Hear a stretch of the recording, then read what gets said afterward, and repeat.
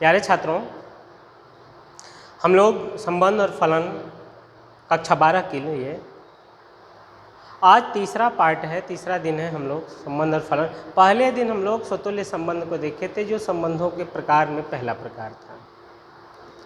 कल हम लोगों ने सम्मित संबंध और संक्रामक संबंध देखा था। यदि याद होगा, एक बार और यदि हम रिवाइज करा देते हैं, स्वतुल्य संबंध, सममित संबंध और तीसरा है हमारा संक्रामक संबंध।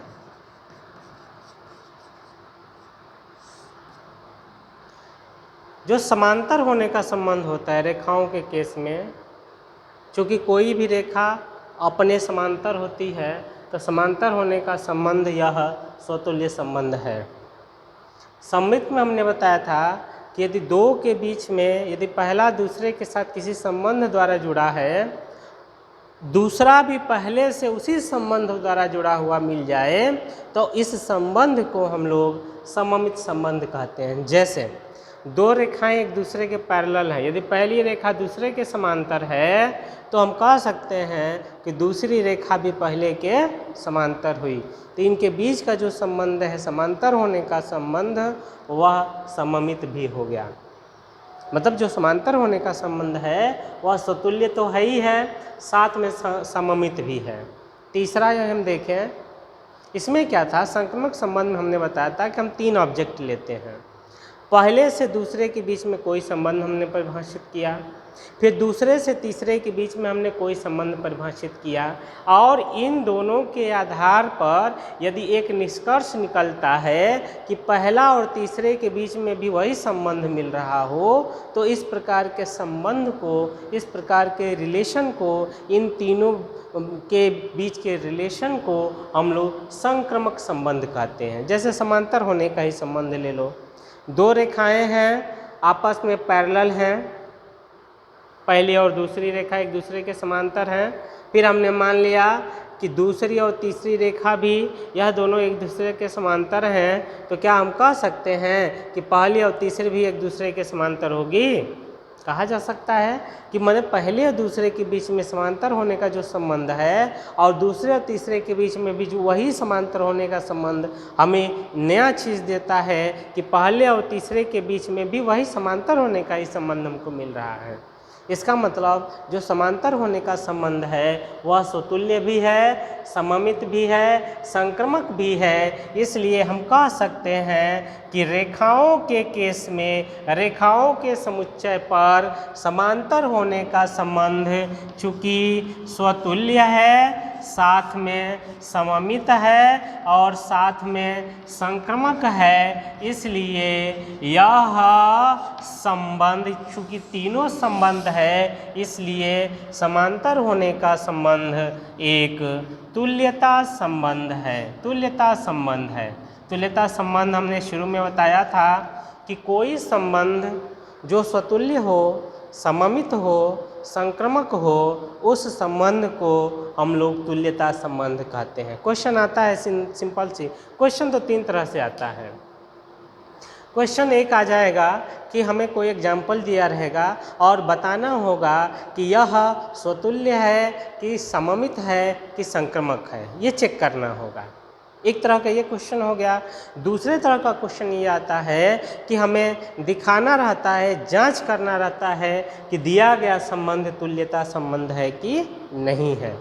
तो जब तुल्यता की बात करेगा तो हमें तीनों को दिखाना पड़ेगा और बताना पड़ेगा कि जो संबंध दिया है तीनों यदि स्वतुल्य, सममित और संक्रामक है, तभी हम उस संबंध को तुल्यता संबंध कह सकते हैं। एक एक एग्जाम्पल के माध्यम से हम लोग ये दोनों चीज़ों को देख सकते हैं। हमने एक एग्जाम्पल ले लिया कि यदि कोई समुच्चय है जिसमें ए, बी, सी तीन हमारे ऑब्जेक्ट्स हैं, अवयव हैं, और इस पर हमने एक संबंध R1 बनाया जो A से A में है और इस तरह परिभाषित है कि R1 बराबर A comma B, B comma A, ठीक है, A comma B, B comma A, और तथा तीसरा हम ले लेते हैं A comma A।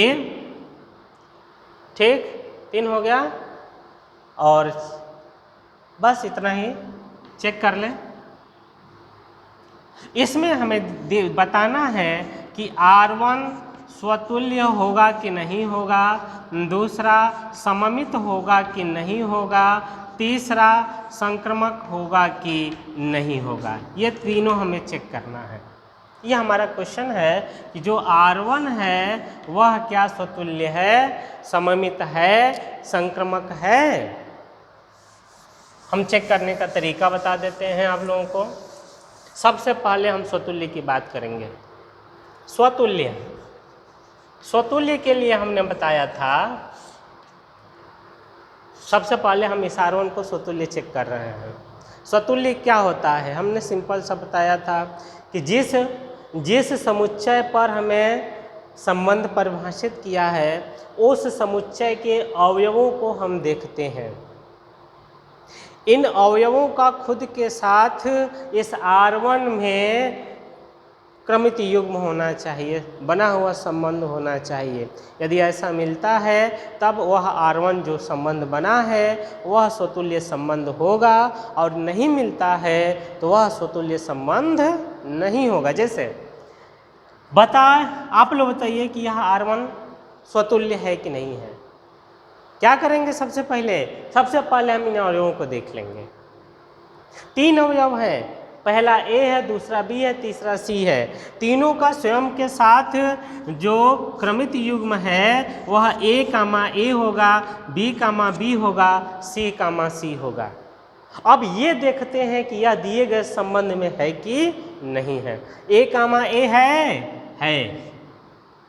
B, B है, इसमें 3 ही अवयव, इसमें है B, B नहीं है। इसका मतलब है कि चूंकि B, C, A में है, लेकिन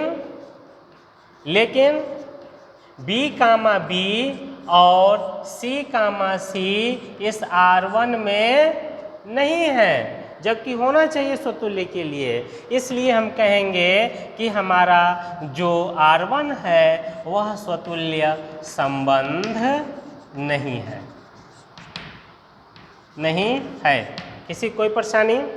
सिंपल सी चीज़, इन तीनों को हम अपने के साथ संबंध बना के रख लेते हैं, और फिर यदि 4 होते तो यहाँ 4 संबंध बनता अपने के साथ। 3 है, अब इसमें देख लेते हैं जिस संबंध को स्वतुल्य हमें चेक करना है उसमें इन तीनों को ढूंढ लें। यदि तीनों मिल जाएंगे तो हम कहेंगे कि यह स्वतुल्य है, और यदि तीनों नहीं मिलेंगे इसके अंदर तो हम कहेंगे कि यह संबंध हमारा स्वतुल्य संबंध नहीं है। तो हो गया कि हमारा संबंध स्वतुल्य संबंध नहीं है। अब आते हैं हम सम्मित संबंध चेक करें। सम्मित क्या होता है, सम्मित कैसे चेक किया जाता है? तो सम्मित चेक करने के लिए हमारे पास एक ऑप्शन है, और वह ये है कि यदि एक के बीच में दूसरा संबंध है तो वह संबंध दूसरे और पहले के बीच में भी होना चाहिए। सिंपल सी चीज़ें हैं। इसके अवयवों को हम उठा लेते हैं। अवयवों को उठाने के बाद हमें 3 अवयव दिख रहे हैं। एक है A, B, यही हम लिख देते हैं। चूंकि A, B R1 में है, और इसका उल्टा बताओ क्या होगा? B, A R1 में है कि नहीं? चेक करिए जल्दी। B, A भी R1 में है। इसका उल्टा ये इसमें मिल गया। दूसरा अवयव निकालते हैं। एक इसका उल्टा ये मिल गया तो इसका उल्टा ये मिल जाएगा। ये दोनों तो हो गए। अब ये बचा हमारा A, A हमारा R1 में है। इसको अवयवों को पलटेंगे तो फिर क्या मिलेगा? A, A ही R1 में मिलेगा कि नहीं मिलेगा? तो दोनों के लिए, मतलब इनके लिए हमने ये देखा है कि यदि एक अवयव दूसरे से R1 में जुड़ा है तो दूसरा अवयव भी पहले से R1 में स्थित है ना। ये सभी अवयवों के लिए हो गया, तीनों के लिए हमने चेक कर लिया। इसका मतलब है कि ये मिल रहा है, इसलिए हम कह सकते हैं कि जो R1 है वह एक सममित संबंध है। बताइए, समझ में आया? जब संबंध में आ गया तो हम तीसरे की बात कर लेते हैं, और न समझ में आए तो बताइए। सम्मित संबंध हो गया सिंपल सा। R1 के अंदर जितने भी अवयव हैं सबको एक एक बार उठा लिया जाता है। हमने इसको उठाया कि यह R1 में है, इसको पलट दो, अब देख लेते हैं कि यह R1 में है कि नहीं है, हो गया। माने पहले से दूसरे के बीच में यदि R1 संबंध है तो दूसरे और पहले के बीच में भी R1 संबंध मिल रहा है। इस अवयव के लिए भी यदि पहले और स्वयं के साथ R1 में संबंध है तो वही जो है R1 में संबंध हमको मिल ही रहा है। प्रत्येक R1 के अवयवों के साथ ये हमने चेक कर लिया तो हम कह देंगे R1 हमारा सम्मित संबंध है। अब आते हैं संक्रमक की बारी। संक्रमक में क्या होता है? संक्रमक में सीधा होता है कि हम दो अवयवों को लेते, अवयव तो हमारे 3 रहते हैं लेकिन चेक करने का हम तरीका बताते हैं आप लोगों को। ये पहला हमने ये अवयव ले लिया, हमने ले लिया A, B R1 में। अब इस क्रमित युग्म का बाद वाला क्या है अक्षर, बाद वाला अवयव देखते हैं कि B है। तो अब देखते हैं कि B से शुरू होने वाला हमारा कौन सा क्रमित युग्म है। तो B से शुरू होने वाला क्रमित युग्म हमारा B, A है। तो हम दूसरा अवयव लेंगे B, A इन R1। पहला और दूसरे के बीच में R1 संबंध है, फिर दूसरा का मतलब B, दूसरा और तीसरे के बीच में हमारा R1 संबंध है तो दूसरे वाले को हटा देते हैं। पहला और तीसरे के बीच में भी R1 संबंध होना चाहिए, मतलब A, इस R1 में होना चाहिए। A R1 में है कि नहीं है, मिल गया है। तो इसके साथ हमने ये चेक कर लिया। दूसरा अवयव हम उठाते हैं B, A को। B, A जब हम यहाँ उठाएंगे R1 में है, अब क्या करेंगे? संक्रमक चेक करने के लिए इसका दूसरा अवयव हम देखते हैं। दूसरा अवयव A है तो A से शुरू होने वाले क्रमित युग्म देखेंगे, यहाँ पर 2 क्रमित युग्म A से शुरू हो रहा है। तो एक यहाँ ले लेते हैं A, B R1 में, और एक इसके नीचे हम फिर चेक कर लेंगे B, A R1 में, और दूसरा कौन सा मिल रहा था? A, A मिल रहा था। तो हम A, A पर भी चेक करेंगे, संक्रमकता ट्रांजिटिविटी हम चेक करेंगे। आते हैं, पहला दूसरे के बीच में R1 संबंध है, फिर यही दूसरा था ना, तो ये दूसरा तीसरा के बीच में भी वही संबंध है। तो यदि हम इसको हटा देते हैं तो हमारा मिलता है B, B इस R1 में है कि नहीं है? बताइए जल्दी से, इस R1 में है कि नहीं है B, B इस R1 में नहीं है। तो हम क्या कर देंगे? यहाँ पे हमारा संक्रमक संबंध नहीं हो पा रहा है। इसको हम चेक कर सकते हैं, नहीं भी कर सकते हैं, क्योंकि जब किसी चीज़ को काटना है तो एक एग्जाम्पल बहुत होता है, लेकिन किसी चीज़ को हमें सिद्ध करना है तो हमें प्रत्येक बिंदुओं पर सिद्ध करना होता है। तो हमें इसे निगेटिव ही चेक करना है, निगेटिव तो आ ही गया, तो चाहे एक पर निगेटिव आए या चाहे एक से अधिक बिंदुओं पर निगेटिव आए, निगेटिव हो ही गया, अर्थात हमारा यह संबंध संक्रमक संबंध नहीं है। हम चाहें तो इसको भी चेक कर सकते हैं, यह हो जाएगा B, A है कि नहीं है? ये R1 में ये है, लेकिन ये चूँकि संक्रमक संबंध नहीं हो पा रहा है, इसलिए हम कह देंगे कि R1 हमारा संक्रामक संबंध नहीं है, संक्रमक संबंध नहीं है। अब बताइए, R1 स्वतुल्य नहीं है, R1 सममित है, R1 संक्रमक नहीं है, तो R1 तुल्यता होगा कि नहीं होगा? नहीं होगा। इसका मतलब हो गया कि R1 तुल्यता संबंध भी नहीं है, संबंध नहीं है। इसमें किसी कोई परेशानी है तो पूछ लीजिए। बड़ा सिंपल सा तरीका हमने बताया है चेक करने के लिए। जब इस रूप में जब रोस्टर मेथड से हमारा R1 दिया हुआ है तो उस समय हम संबंधों को कैसे चेक करते हैं कि वह स्वतुल्य है, सममित है और संक्रमक है कि नहीं है। ठीक है, देख लीजिए। एक और एग्जाम्पल ले लेते हैं जिसमें हमारा जो संबंध है वह रोस्टर मेथड से न दे करके समुच्चय निर्माण विधि के रूप में दिया हुआ है। R1 हमारा समुच्चय निर्माण विधि से दिया हो, यहाँ जो इसके पहले हमने एग्जांपल लिया था उसमें R1 हमारा रोस्टर विधि से दिया हुआ था, ठीक है। इसमें हमारा R1 समुच्चय निर्माण विधि से दिया हुआ है और यह R1 किस पर परिभाषित है, यह R1 हमारा Z पर परिभाषित है। क्वेश्चन कह रहा है पूर्णांकों के समुच्चय, पूर्णांक का मतलब Z, पूर्णांक के 3 हिस्से होते हैं, धन पूर्णांक, ऋण पूर्णांक और जीरो, ठीक है। अच्छा, यदि याद होगा तो यह 0 है, यह 1 2 3 ये अनंत तक चला जाएगा, इधर -1 -2 -3 ये अनंत तक चला जाएगा।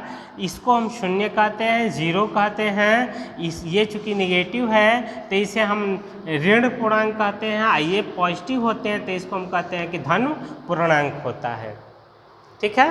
पूर्णांकों में इनके बीच की संख्याएं नहीं होती हैं, मतलब हमेशा 1 होगा, 2 होगा, लेकिन 1 और 2 के बीच के अंक नहीं होंगे। 1 और 2 मतलब केवल जो है हम पॉइंट लेते हैं, इसमें बीच का नहीं लिया जाता है।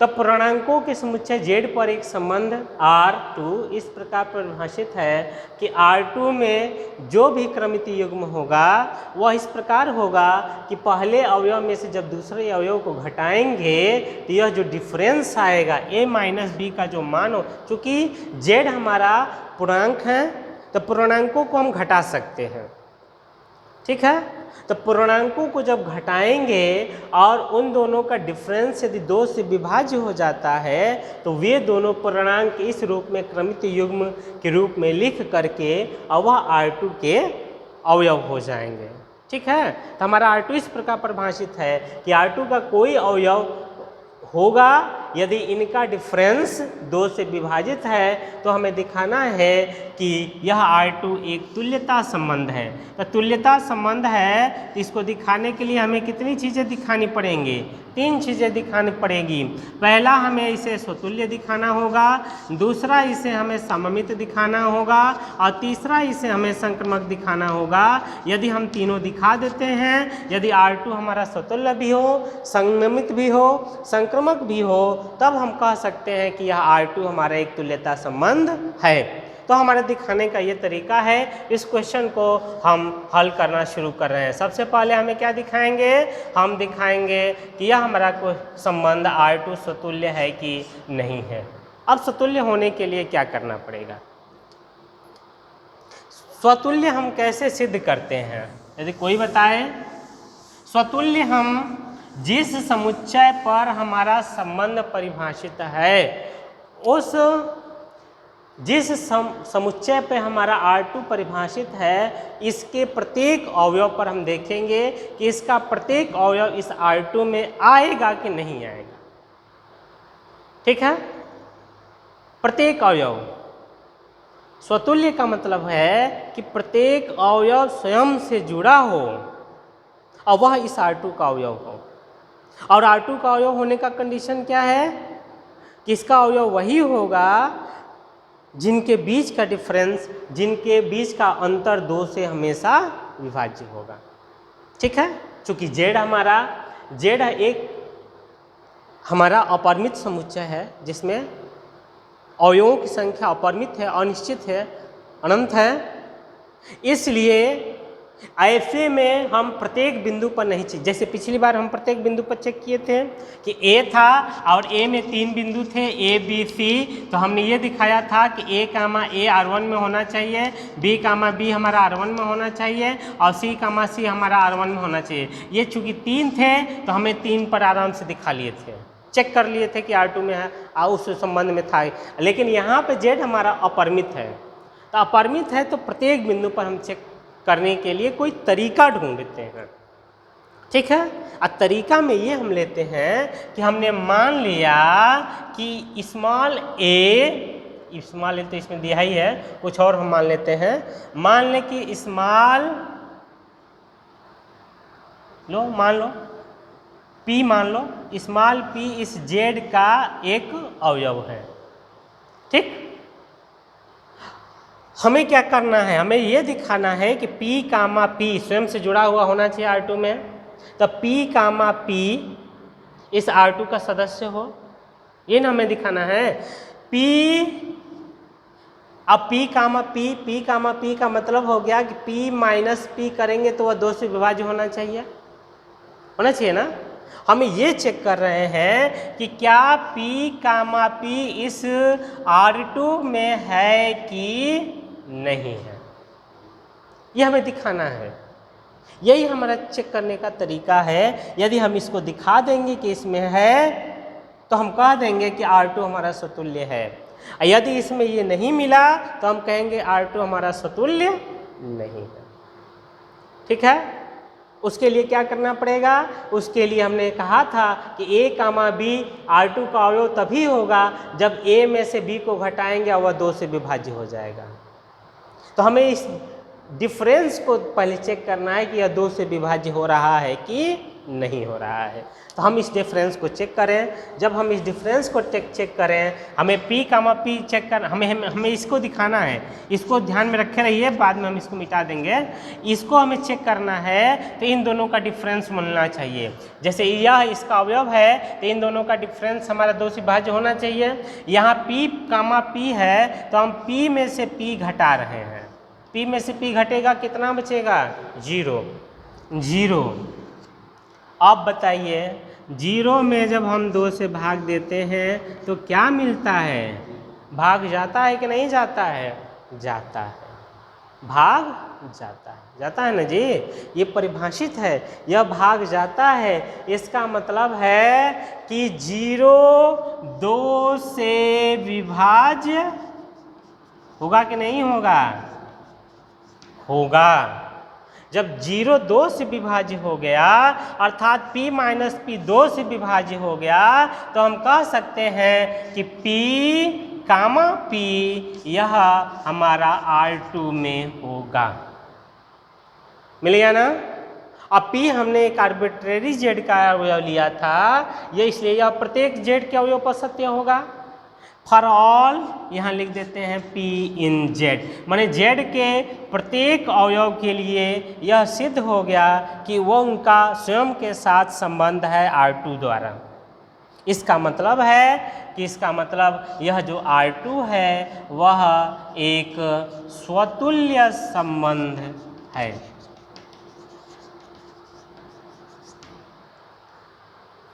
बहुत दिक्कत नहीं होनी चाहिए, बस ध्यान में रखना है कि हमें चेक क्या करना है। यदि ये हम ध्यान में रखें कि हमें चेक क्या करना है तो हम आसानी के साथ इसको चेक कर सकते हैं। हमें स्वतुल्य चेक करना है। स्वतुल्य के लिए हम कोई अवयव लेंगे, उसका स्वयं के साथ क्रमित युग्म हमारा R2 में होना चाहिए, अर्थात ये हमारा होना चाहिए R2 में। ये तभी होगा जब इनका डिफरेंस 2 से विभाज्य होगा। तो हम पहले इनके डिफरेंस से ही शुरू कर देते हैं कि P माइनस P का मान 0 हुआ जो कि 2 से विभाज्य है। इसका P माइनस P इसको संतुष्ट करता है। इसका मतलब P कामा P यहाँ R2 का अवयव होगा। अब P कामा P यदि R2 का अवयव हो गया, for all P in Z के प्रत्येक अवयव के लिए यदि ये सत्य है तो हमारा R2 जो संबंध है वह एक स्वतुल्य संबंध हो गया। सिंपल सा चीज़ है। ठीक है जी, किसी कोई परेशानी नहीं ना? अब हम दूसरा, ये हमने चेक कर लिया कि यह स्वतुल्य हो गया। अब हम सममित की बात करते हैं। यदि हम सममित की बात करें, दूसरा सममित संबंध, हमें चेक करना है कि यह R2 हमारा सममित होगा कि नहीं होगा। चलते हैं। सममित के लिए क्या किया जाता है, याद करिए। सममित के लिए क्या किया जाता है, हम Z के 2 अवयवों को लेंगे। अब पहले मान लेंगे कि पहला जो है दूसरे से R2 द्वारा जुड़ा है, अब फिर पलट के दिखा देंगे कि दूसरा भी पहले से R2 द्वारा ही जुड़ा है। बस हो गया, सिंपल सा हो गया। यदि इतना दिखा देंगे तो हम कह सकते हैं कि यह जो हमारा R2 है वह एक सममित संबंध होगा ना जी। आ जाते हैं। हमने मान लिया कि माना 2 अवयव हैं A और B इस Z में। ठीक है, अब जब दो अवयव हैं तथा ये भी हमने मान लिया कि इन दोनों के बीच में R2 संबंध है। ऐसे ना शुरू करते हैं कि यदि पहला और दूसरा के बीच में यह R2 संबंध है तो हमें दिखाना है कि दूसरे और पहले के बीच में भी होगा। ठीक, अब परिभाषा आ जाती है यहाँ पर, यदि A, B R2 में है, यदि A, B R2 में है तो A माइनस B क्या होना चाहिए? 2 से विभाज्य होना चाहिए। होना चाहिए ना? होना चाहिए कि नहीं होना चाहिए? कि A, B कहाँ है? R2 में। A, B यदि R2 में हुआ तो A और B का जो अंतर है वह 2 से विभाज्य होगा निश्चित रूप से, अर्थात A माइनस B 2 से विभाज्य है।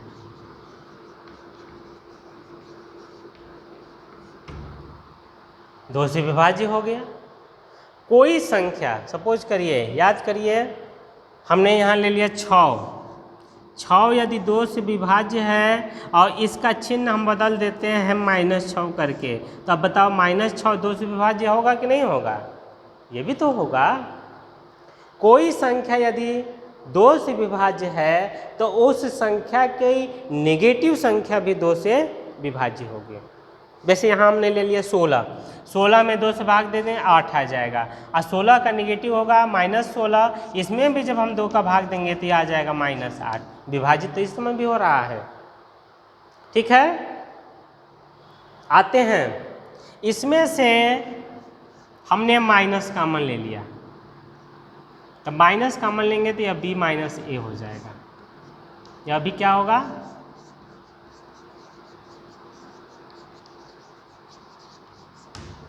हो गया जी? कोई दिक्कत है? देख लो, माइनस का गुणा करोगे तो B जो है माइनस हो जाएगा, अब माइनस का गुणा होगा तो A हमारा प्लस हो जाएगा। वही चीज़ है, वही चीज़ है, वो माइनस लेके हमने बाहर निकाल दिया। अब ये बताओ, यह माइनस में एक संख्या है, इसको हम एक संख्या मान लेते हैं, B माइनस A को एक संख्या मान लेते हैं। यदि निगेटिव में कोई संख्या 2 से विभाज्य हो रही है, यदि निगेटिव में कोई संख्या 2 से विभाज्य हो रही है तो यदि हम निगेटिव हटा देते हैं तो वो भी 2 से विभाज्य होगी कि नहीं होगी? होगी। अर्थात निगेटिव हटा करके केवल B माइनस A भी क्या हो जाएगी? 2 से विभाज्य हो जाएगी।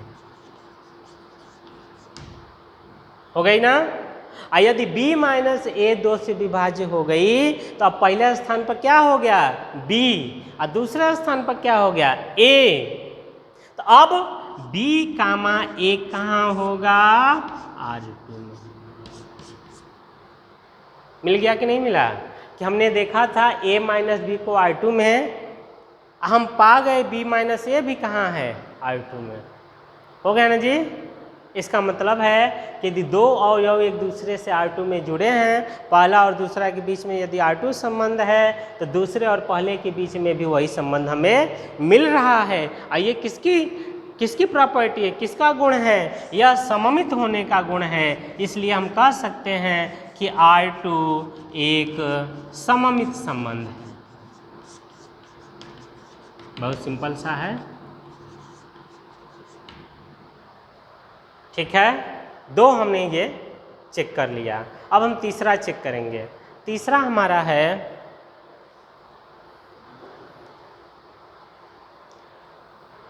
अब तीसरा हम संक्रमक दिखा दें कि यह हमारा जो संबंध है वह संक्रमक संबंध भी है। उसके लिए हम क्या करते हैं? हम 3 बिंदु को लेते हैं A, B, C। हमने मान लिया कि माना हमारे 3 अवयव हैं A, B, C, कहाँ से? उस समुच्चय Z से। अब दो के बीच में हम पहले संबंध मान लेते हैं R2। माना हमने ये भी मान लिया कि A, B हमारा R2 में है, तथा दूसरा हमने मान लिया कि B, C भी हमारा R2 में है। R2 हमने संबंध लिया था। R भी ले सकते हैं R2 को, तो नाम है बस केवल कि हम संबंधों को क्या नाम दे रहे हैं। दो अवयवों को हमने मान लिया कि पहला दूसरा से R2 द्वारा जुड़ा है, फिर दूसरा तीसरे से R2 द्वारा जुड़ा है। संक्रमक होने के लिए हमें दिखाना है, हमें क्या दिखाना है? दिखाना है कि A, C भी R2 में होगा, तब हम कह देंगे कि हमारा जो संबंध R2 है वह संक्रमक संबंध है। यहाँ से शुरू करते हैं। चूँकि A, B R2 में है तो क्या मिलेगा? परिभाषा से A, B यदि R2 में है तो A माइनस B हमारा 2 से विभाज्य हो जाएगा, होगा ना? इसका मतलब है कि इन दोनों का जो अंतर है A माइनस B वह 2 से विभाज्य होगा। दूसरा, पुनः इसको ले लें, जो हमने माना है कि B और C के बीच में भी R2 संबंध है। इसका मतलब क्या हुआ कि B और C के बीच का जो डिफरेंस है B माइनस C, यह भी क्या होगा? यह भी 2 से विभाज्य होगा। जैसा कि परिभाषा में दिया है कि R2 में कोई क्रमित युग्म है तो इनका डिफरेंस, इन अवयवों का जो डिफरेंस है वह 2 से विभाज्य होगा। हमें चेक करना है A माइनस सी R2 में होगा। इसका मतलब क्या है कि जब A माइनस सी R2 में होगा ना तो क्या होगा? होगा ये कि इन दोनों का डिफरेंस फिर 2 से हमें विभाज्य मिलना चाहिए। ठीक है, तो हम यहीं से शुरू कर देते हैं। तब जिसको 2 से विभाज्य दिखाना है वहीं से शुरू कर देते हैं। हमें यही चीज़ नहीं दिखाना है कि यह 2 से कट जाए, तो हम वहीं से, चूँकि A माइनस सी इसी को हमें 2 से विभाज्य दिखाना है तो यहीं से हम शुरू कर देते हैं। A माइनस सी में हमने क्या किया? एक बार B को जोड़ दिया और एक बार B को हमने घटा दिया, या B और B का ख़त्म हो जाएंगे तो A माइनस सी ना बचा, कोई अंतर तो पड़ा नहीं, लेकिन हमारा काम इससे बन जाएगा। हम A को माइनस B के साथ ले लेते हैं, A माइनस B कम्बिनेशन हो गया, और प्लस B के साथ हम माइनस C को ले लेते हैं तो यह B माइनस C हमारा कम्बिनेशन बन जाएगा। हो गया?